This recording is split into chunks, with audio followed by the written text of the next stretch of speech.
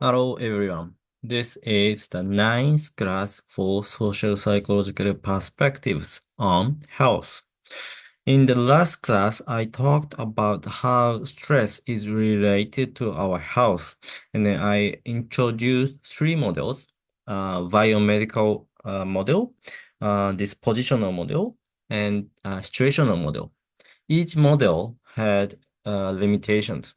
For example, in biomedical model, it does explain how individuals go through stressful experiences and then how their physiology, like their body, responds to those stresses, but it doesn't really explain what we should do or why people respond to that way, I guess. Let me just check what exactly I explained. Yeah, what determined whether people are able to successfully resist particular stresses easily unresolved. So basically, it explains how people respond to, like how their body responds to particular stressful events, but it doesn't explain whether or how people can successfully handle those stressful situations. And the limitation now that this positional model was that it wasn't well supported by evidence anyway, and it doesn't explain what makes a person has particular stress-related characteristics in the first place. So this model explains this kind of person responds to stressful events this way, while this another kind of person responds to stressful events in this way, but it doesn't explain why they respond to those stressful situations in that way. They just explain because they are that this kind of person and this kind of person responds to stressful situations like this, you know. So it kind of circular. The situational model tries to explain instead of what kind of people, what kind of events may be stressful for people. And but the limitation of this model was that it doesn't explain why some people respond to the same situation uh, differently than others. You know, so it doesn't really take into account the psychological differences or individual differences. Okay, so there was, yeah, and then also I explained another model, the transactional model. So in situational model, each event was considered to have same impact on all the individuals. Okay, so whoever encounter a stressful event, the event has same amount of stress on everyone. But the transactional model takes into the account the psychological differences. So it argues that it's not what the objectivity or objective status, or how do you say objective situation. Mm-mm. Well, what I explained was, yeah, it's really about subjective experience. So what matters is how people understand or appraise threat or stressor, and then how people can cope with those stressor determines how much stress they may experience. Okay? And today, in relation to the transactional model, I'd like to talk about social support first. So basically, when people face a stressful event, they go through primary appraisal and secondary appraisal. And in the secondary appraisal, what they do is, can I cope with the threat? What the question they ask is, can I cope with the threat? And in this secondary appraisal, they also use social support as a coping option. Okay? And so basically, can I get the support from others so that I can handle with this stress or stressful event, right? This is a kind of question that they may ask in the secondary appraisal. And there are four kinds of social support explained in the textbook. The first one was instrumental support, giving material resources or financial assistance so that people can go over the stressful event. The second one with emotional support, affirming a person's sense of self-worth. So basically, when someone have a stressful event, others can tell that, you are a very great person, and I'm sure that you can basically go over with this stressful situation. And the third one was companionship, which can give affiliative social contact. So maybe when people face a stressful event, what they want is not always talk about the stressful event, but instead they may sometimes just forget about the event, and then they may want to just be with someone they love and value. And this is a companionship that can give that kind of support. Okay? The last one, informational support. This support is to provide practical information about the nature of the problems and ways to address them. So, for example, there's an exam in the future, let's say, and then someone have no idea of what they should study for it. And then let's imagine someone else had had the exam before. And so maybe the person can go to that person and ask, like, what kind of questions would be in the exam and how should I prepare for the exam? So others can provide the information about exams in this case, so that people can more easily handle the exam or any like stressful event. Okay. So these were the four kinds of social support explained in the textbook. And actually, so those social support were not very actually common typology of social support. And then just to give you more general idea of what kind of social support are studied in social psychology, I'd like to explain them here. So, uh, okay, the order is a bit different, but let's go from second one. Instrumental support here. So the definition of instrumental support is something that tangible, something that provides tangible aid and service. And yeah, as I said, this is basically the same as the instrumental support explained in the textbook. And maybe an example of instrumental support is her husband decides to work from home 2 days per week to babysit the children while she attends her chemotherapy. Okay, what happened in this scenario was that I think a woman has a cancer, and then she needs support. And then the application the examples that others can provide as support, and then the type of support they can provide. Okay. And then the emotional support, this is relevant. This is similar to emotional support and also companionship in the textbook. And the definition of emotional support is expressions of empathy, love, trust, and caring. And one application is a close friends and family members provide hope and listening ear. So basically, they not really do something that practical in a sense, but they just stay together with a woman and they just listen to what she is going through now and what she's feeling. Maybe she's feeling pain or she's feeling sad, devastated, instead of providing information or you know uh providing some financial support, friends can just be there and then just listen to her.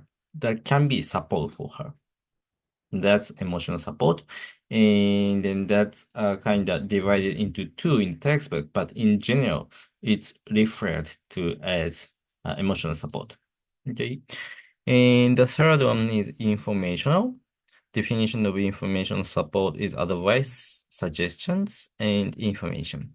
And this is pretty much same as the information support explained in textbook. Doctors provide facts about breast cancer and guidance during the treatment process. Her mother offers advice about her own chemotherapy treatment 3 years prior. Okay. So instead of just listening to her, maybe doctors who have enough medical knowledge can provide information about what she will go through and then what kind of treatment she should take. Okay.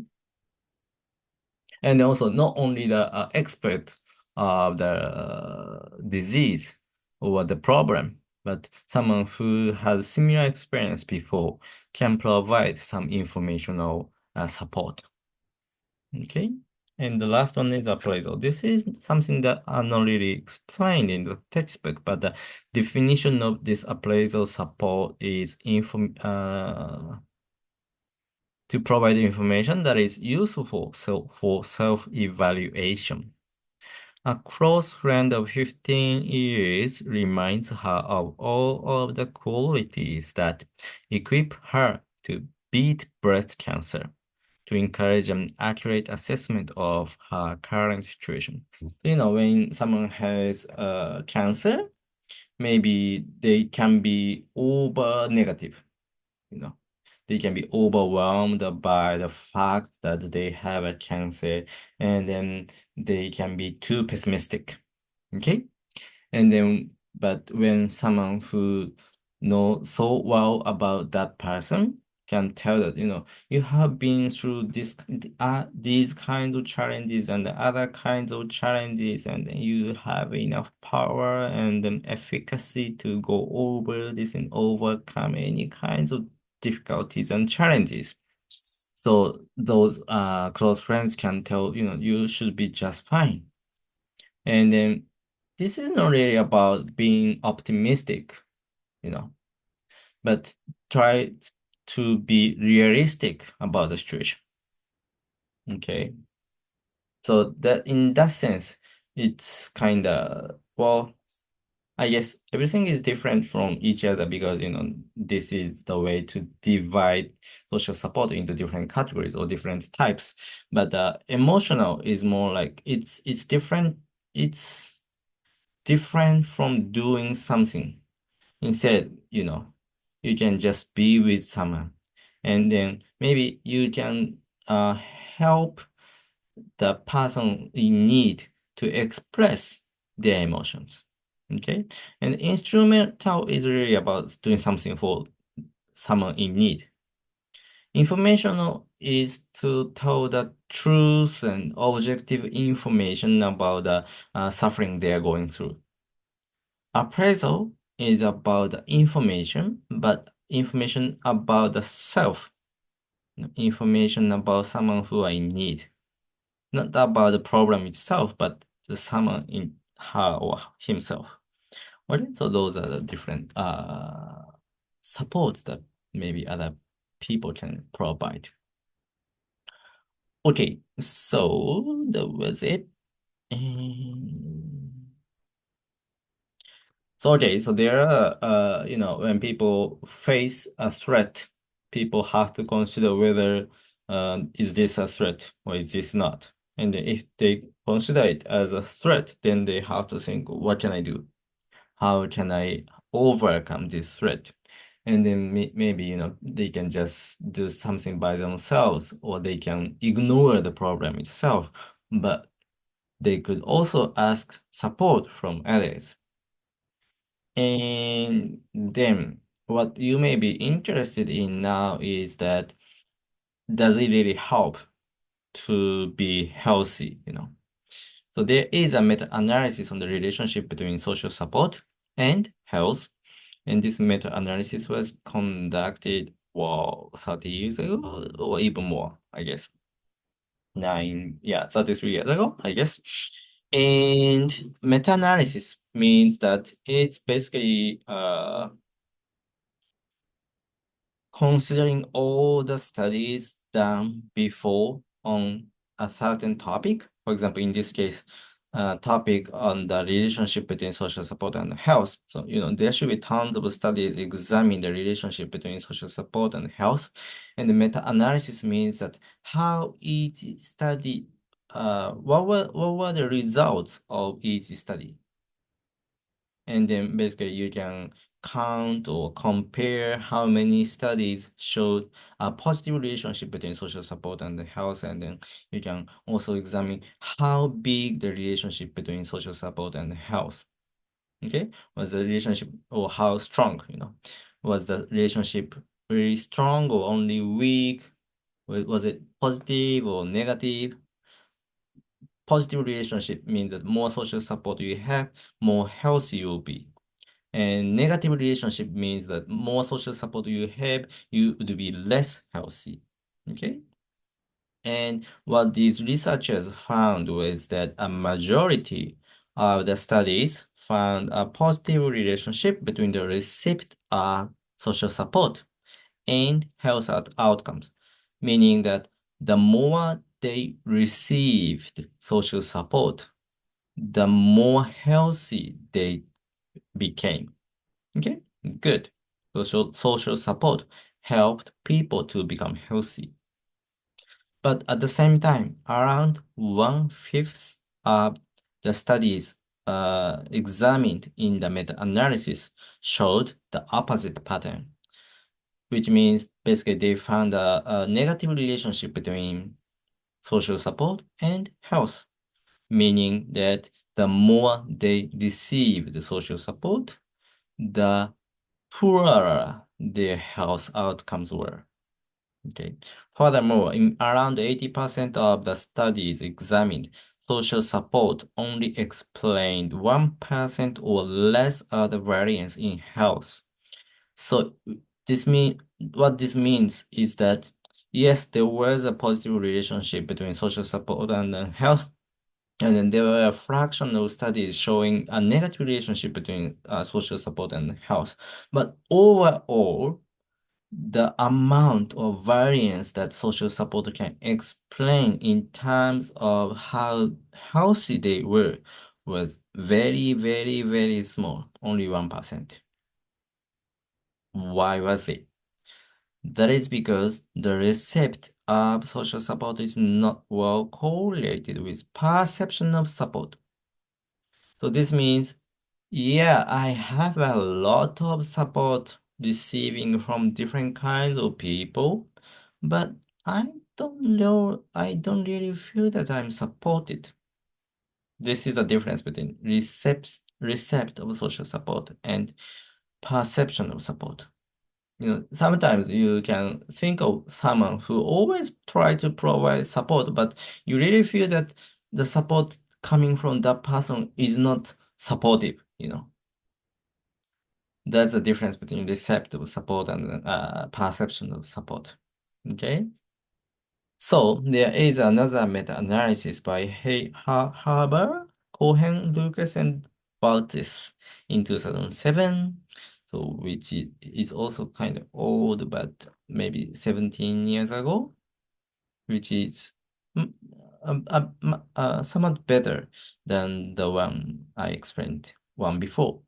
So in this meta-analysis, the size of the average correlation between received and perceived support was only moderate. So it wasn't too small, but it wasn't really big. So basically, it kind of supports the idea that receiving support is different from getting support. Okay? So just same as what I have just said, some people could say, yeah, there are some kinds of people who tries to provide support, but I don't feel supported from the support they provide.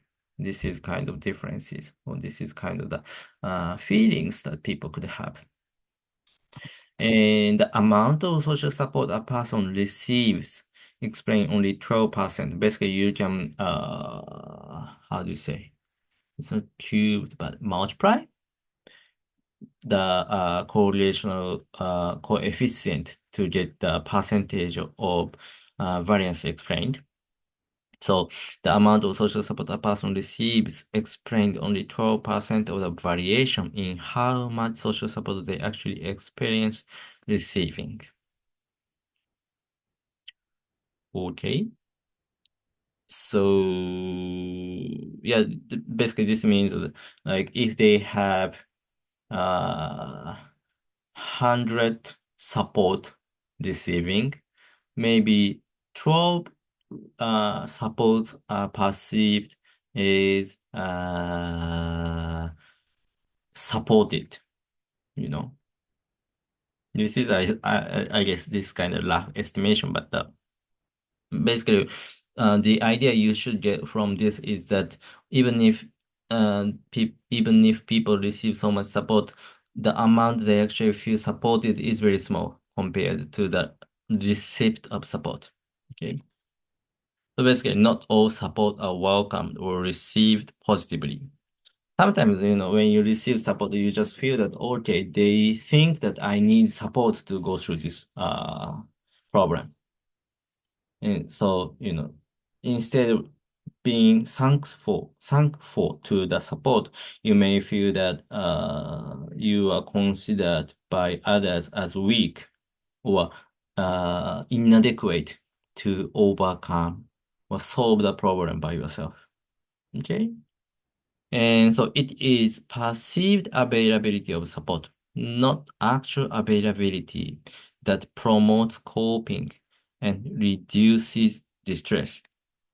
So even if there are support offered by others, if you perceive that they are not really helpful, then you would say that you would feel that you cannot cope with the distress or stressful events, right? Even if you only have very little support receiving from others, if you perceive them as very helpful, then you would be more comfortable and then you would be more confident to handle the situation. Okay? So again, subjective experience rather than objective status matters to health outcomes. Like all the examples I have talked before in the lectures before. It's not really about how the reality is, but how people perceive the reality. Subjective experience can be structured through group. Okay, so this is kind of another topic, but subjective experience can be structured through group processes. How people label particular experiences, but the transactional model lacks view on such social influences. So I guess it was in the first lecture or second lecture. I talked about how psychology influences our behaviors, but also how groups we belong influence our psychology. This is kind of repeating theme of this course. So, I guess you are kind of aware by now that it's not really about what it is, but how people see it. And then how people see it is also influenced by what kind of groups or what kind of social categories they belong. Okay. And also, I think it is kind of useful to remember the example that I explained when I talked about the Liverpool supporter experiment, right? So when Liverpool supporter, I guess, or it was in Manchester United fans, but I don't really remember, but one of them when stripped over, and then if they perceive the person as someone who support other teams, then they are not going to help them. And then also, but instead, if they perceive both of them as football fans, then they are more likely to provide support. And furthermore, when a receiver of support perceive each other belonging to the same category, then they are more likely to positively receive support. This was the case in the example explained about the relationship between I think UK and where was it? UK and okay, let's go back. All right, I think we can do that.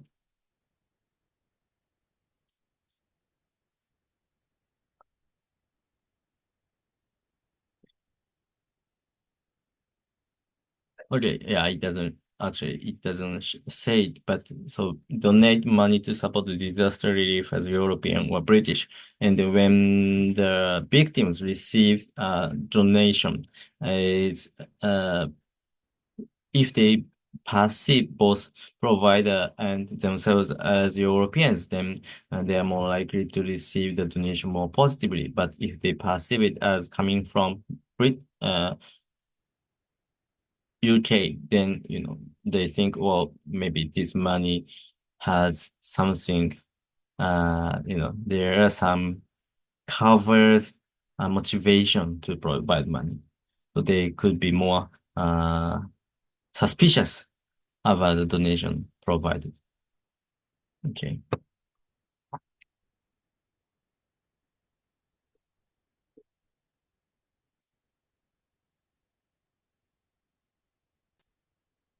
Yeah. So yeah, I think that was the Greek.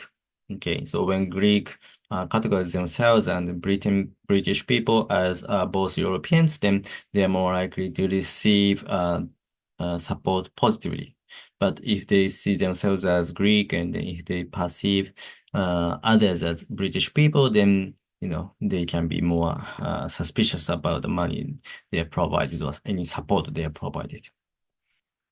Okay, so identity approach to stress. Social identity is a determinant of primary stress appraisal. So as I said, how you see the stressor can be influenced by the groups you belong to. And this kind of covers a shortcoming of transactional model. The traditional transactional model focuses on appraisals of a personal identity view. The appraisal can be also related to person's social identity. In the traditional transactional model, they ask, is this a threat to me? But if you can incorporate social identity approach, then people could also ask, is this a threat to us? Or is this a threat to me as a member of a group? You know. So by defining yourself as a member of group, people tend to feel higher self-efficacy. So basically, they can feel that okay, they can overcome this problem. But if they perceive themselves only as an individual, then they may not have any experiences of overcoming the problem before, so they will be more anxious and then they will be less confident to overcome the problem. Eh, Also, in the traditional transactional model, people may ask, can I cope with the threat? But in after incorporating social identity approach, people could also ask, can we cope with the threat? This is the difference between I to we. And by asking as we, asking the question with using we, they can feel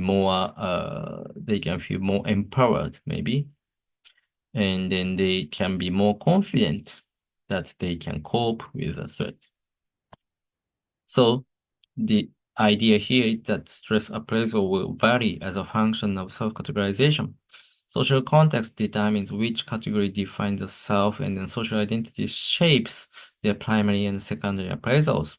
And then the appraisals determine their response to stress and coping as well as their health. And also, when the context doesn't provide any comparative and or normative fits, when categories are not so meaningful, personal identities may play the role. But maybe you want to think in what kind of situations you may not have any groups that you can use to define yourself. In other words, most of the situations should provide some kind of clues or fit that you can use them to categorize yourself. So it is rather very rare, unusual that you have only option to categorize yourself based on your personal identity. More often, you have more opportunities to categorize yourself as some kinds of group members. And by doing so, you should be more ready to handle or overcome the stressful events. Okay, so I will just stop here and then I will continue chapter 5 in the next video.